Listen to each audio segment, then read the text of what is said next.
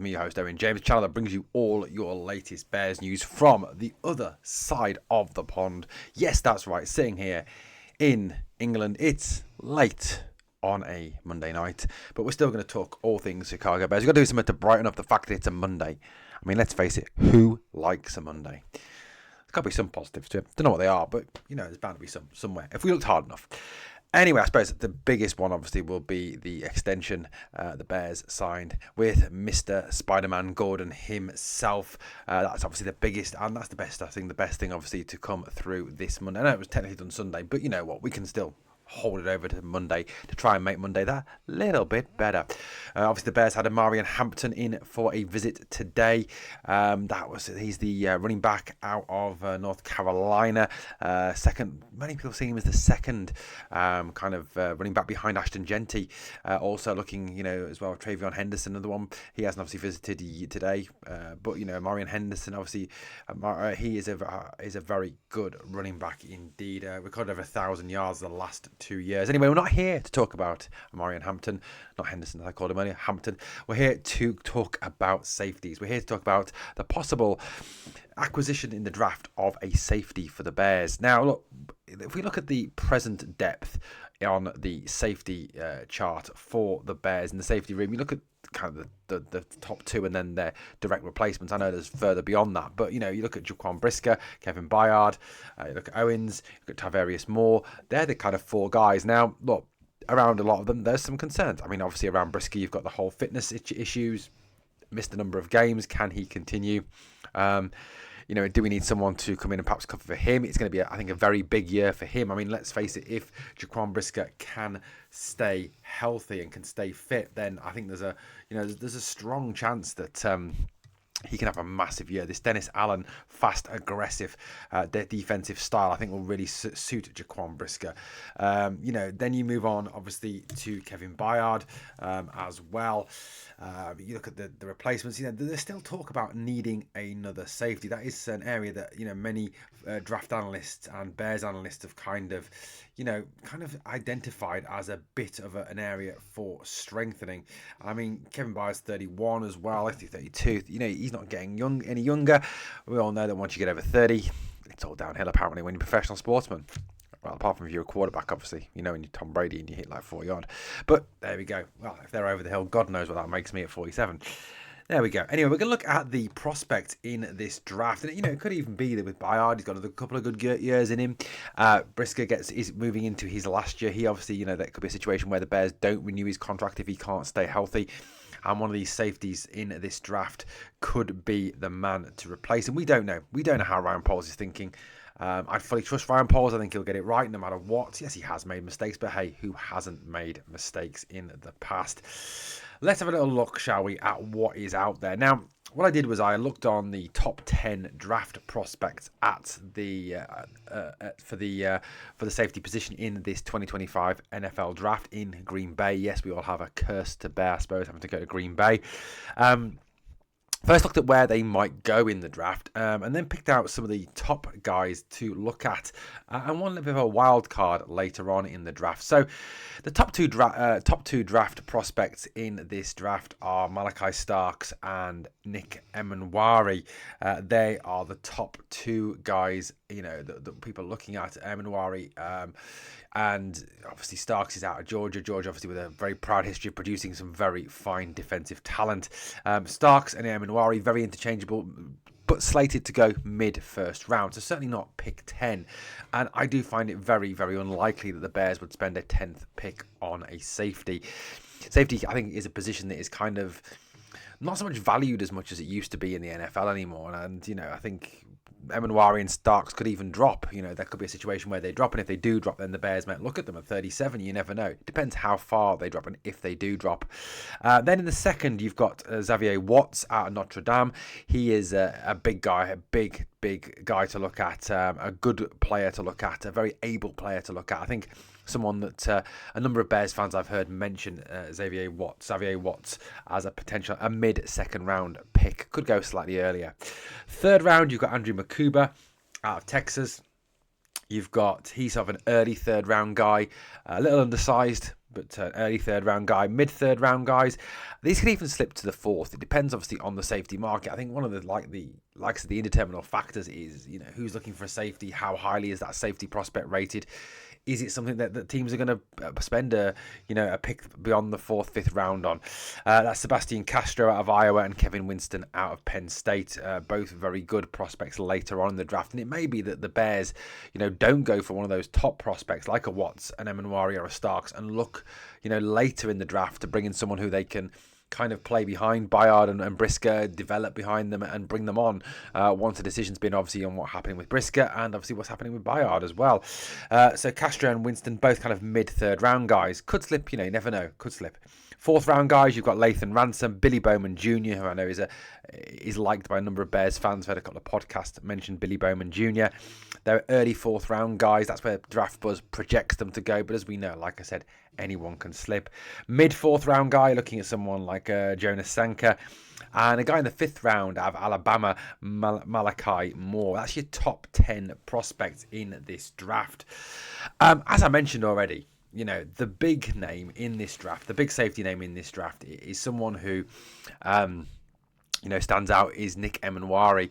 He is the top guy in this. Had 4 interceptions, 2 passes defensed, and 88 tackles last season in his last year with Carolina. He is a man zone guy. He can play both man and zone, which is useful considering that, we've got a situation where Dennis Allen will use a lot of man coverage. I think, New Orleans used around 32% man coverage in most of his defensive sets.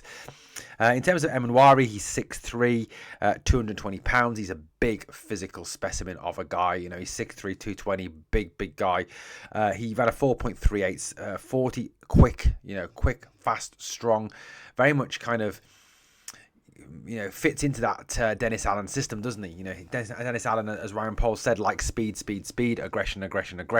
This is something that Nick Emanwari would bring in bucket loads to the Bears. Draft Buzz has got him rated as 87.7 out of 100. In terms of his percentages, tackle-wise, 100%. His tackling is pretty spot on and pretty ferocious. His run defense is rated at 85%. His man and press coverage is at 90%. His coverage grade overall is 96%. And his zone coverage is at 93%. So very highly rated in all areas, included a very good 90% in zone and in man and press coverage. Something that Dennis Allen certainly likes. In terms of who he's like, it's interesting that Draft Buzz very much liken him to Jaquan Brisker. It could be that if the Bears did, perhaps if Emanwari did slip or the Bears did a trade back, that Emanwari was there, they may see him as a long-term replacement for Brisker if Brisker's not going to be re-signed. In terms of this guy, he's got freakish size and speed. Like I said, he's 6'3", 220, 4.38, 40, quick around the park, goes side to side very quickly, strong, covers the box, good player. A downhill guy, a real downhill in your face, smash you in the face and then stand over you and basically laugh at you kind of guy. Aggressive player, an elite level tackler, great route recognition, got great mental skills. He's got good ball skills as well. He's not a guy who will drop interceptions. He's a guy who will obviously, cover, will take the ball. Very, very talented guy. So Nick Emanwari is your top prospect in this draft at that safety position. He was also likened to Kyle Hamilton, the former Notre Dame guy, who I think last time I looked was with the Ravens. Then another guy is Malachi Starks out of Georgia.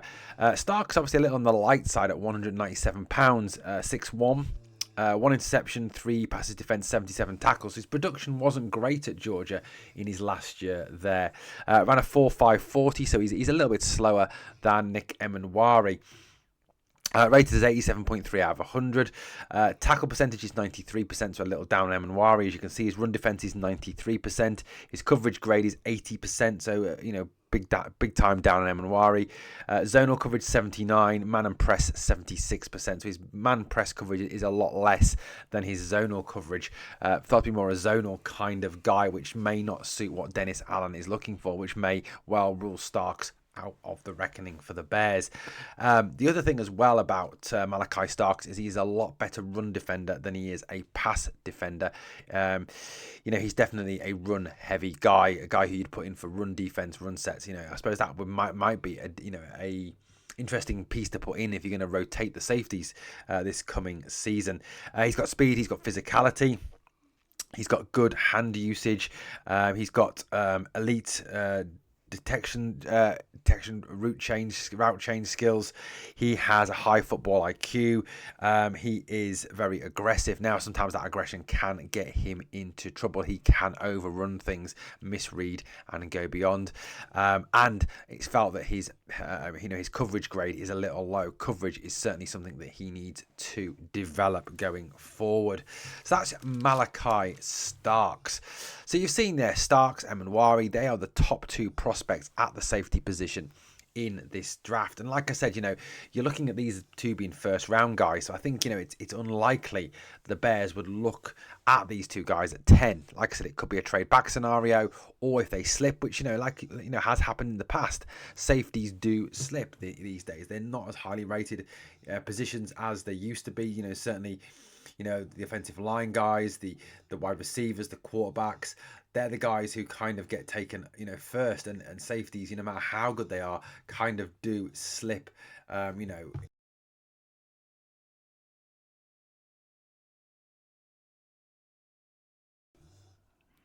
So, this is the situation. I mean, if you go back to Kyle Hamilton was he was a 14th pick, but there is examples of these guys slipping, so it's a possibility. It's a possibility.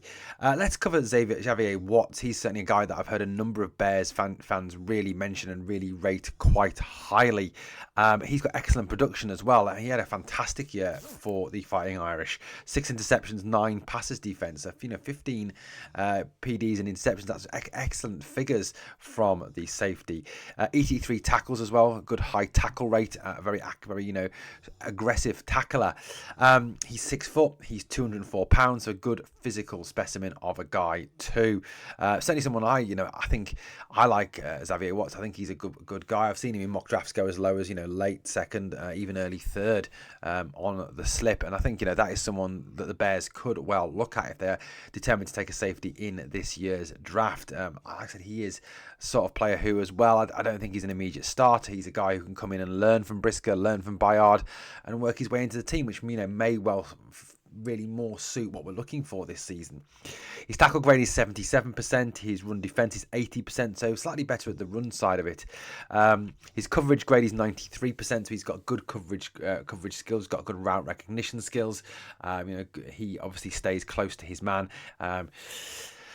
Or watches his men very effectively. He's got a good zonal coverage at 92%, and his man press is 85%. So even though there's a 7% variation in those grades, he's still someone I think will interest Dennis Allen and the Bears defensive staff. In terms of what Xavier Watts brings to the party, or Xavier Watts he's got great play recognition, really good play recognition. He reads the game exceptionally well, which is what you want from your safeties. He's got great closing speed as well. He closes well on guys. He closes down people exceptionally well. Can cover for the cornerbacks. He's very good in coverage. He's got advanced route processing skills, so he can really process and look at where routes are going to go, how he thinks route trees might work out, who needs to be covered, where they need to be covered, etc., etc. He has very violent hands as well, aggressive in the punch, aggressive in coverage. Has elite ball handling skills as well. So again, not a guy who puts the ball down very often, as you can see from his figures. 6 interceptions, 9 passes defense, very good hands, and very versatile as well. Can play in a number of different positions. Can be used as a corner, can be used as a free safety, can be used as a strong safety, can be used in a number of positions. And it may be that defensive flexibility and that defensive back flexibility is something that the Bears will be very much interested in this draft.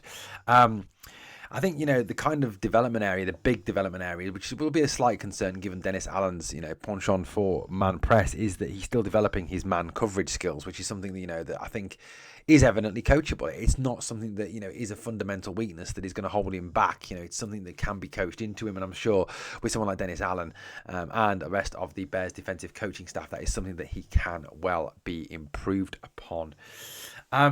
The other guy, obviously, is another guy who kind of has attracted a lot of interest and has been a name that has come up on a number of draft boards, is Andrew Makuba. He's a third round guy. So, it could be that, if the Bears decide that, look, we need to spend the first and second round picks on positions other than safety, that Makuba could be available in that third round. The one thing that goes against Makuba is his size. He's not a big physical guy. He has not got a big physical frame. He's not tall, and that is identified as one of his major weaknesses, why Bud hasn't perhaps progressed up and become one of the top prospects in this draft, why he wouldn't be a day one guy. He's 5'11", 186 pounds, as you can see, obviously a lot lighter than the rest of his peers at the top of the board. Got a good 40 though, ran a 4.45 out of Texas. Makuba was also at Clemson, I think, transferred as well. He's explosive. He's got elite level speed. I suppose for someone who is small and light, that's a standard thing. He's got a good jump on him as well. He's got good processing skills when it comes to reading routes and reading where the ball's going to go. He's very versatile, can play a number of different positions: strong safety, free safety, nickel, etc., etc. He's got natural ball skills and has a very high football IQ too. The big thing, like I said, with Makuba, though, is his size. That is the big issue with Andrew Makuba, and something that may put teams off him and may put the Bears off him as well. It depends obviously what Dennis Allen is looking for, but if he's looking for big, fast, aggressive guys, then Andrew Makuba certainly wouldn't fit that recipe. The guy that could be a late round possibility, and I've heard him been mentioned on a number of pods. I was listening the other day to one in particular. I think it was top of my head now. It was the Bears Central, I think it was. Yeah, Chicago Bears Central pod. Love that pod. Great pod, guys. I love the way those guys just speak their minds as well. Exactly what you should do as a fan media kind of guy. I think one of my mates called it once a fanalist. Very weird. That's Billy Bowman Jr. 5'10", 192 pounds. So again, size is not a big thing for Bowman. He does seem to have a few issues with his size there. Perhaps the height thing, he's an inch smaller than Makuba. His weight, he's decent for a guy of his size. He is very quick though, ran a 4.42 40, 2 interceptions and 3 passes defensed last season, 83.5 out of 100. His tackling is 50%, so that is a concern. This guy Bowman is certainly not a starter. He's a guy who you would look to develop and improve over the season and get your coaches working with him to bring him on. Run defense 70%, so much stronger in the run game. 78% coverage skills, zonal coverage 74%, man press 77%. So this is kind of where he's at, and like I say, he does have a few weaknesses in terms of his coverage, in terms of his tackling. Tackling is a big weakness for Bowman, something he does need to fundamentally develop if he's going to make the step up to the NFL. I mean, there's obviously Kevin Winston, Sebastian Castro as well, 2 other strong options in those later rounds. But look, if safety is something the Bears are looking at, there are a good few options in this draft, and as we've said, it's not all about the first and second round guys. You go back over that list that I shared with you at the start. You've got the likes, obviously, in the later rounds of Sebastian Castro, Kevin Winston, Lathan Ransom, Billy Bowman Jr., Jonas Sanka, Malachi Moore. Like I said, those guys wouldn't be starters. They'd be development pieces to bring on. But, that's what you're going to get with a later round guy. And sometimes you do strike gold with those later round guys. There's a number of teams that have found gems in the fourth and fifth and sixth rounds of the draft. Right, guys, let me tell you this. This is what we're looking at, guys. I don't know realistically who the Bears are going to go for at 10, or if they're going to stay at 10. I think if you asked me to put my money on it, it would be a defensive guy. I think it would be a defensive lineman or even a edge rusher. in the ideal world. However, if Ashton Genty is there at 10, I could well see the Bears taking Ashton Genty, who is a generational talent by all accounts. Now, before anyone shouts you down on that one, you just got to go back over Ben Johnson's past history to look at that one and see that, in the past, he's looked at running backs early. I mean, Jahmyr Gibbs was the classic one at, I think it was pick 12 when he was with the Lions, something that was definitely not expected at that time. So there we go, guys. Let me know your thoughts on the safety market. Let me know if this is a position that you think the Bears should address, and if they should address it, where should they address it, and who jumps out on the page off you. And is there anyone I've missed off that safety list you'd like me to look into as we fast approach that NFL draft coming up very, very soon? Well, guys, thank you for watching the Bears Huddle podcast. As always, on the way out, please like, comment, share, and subscribe. And let's remember to bear down.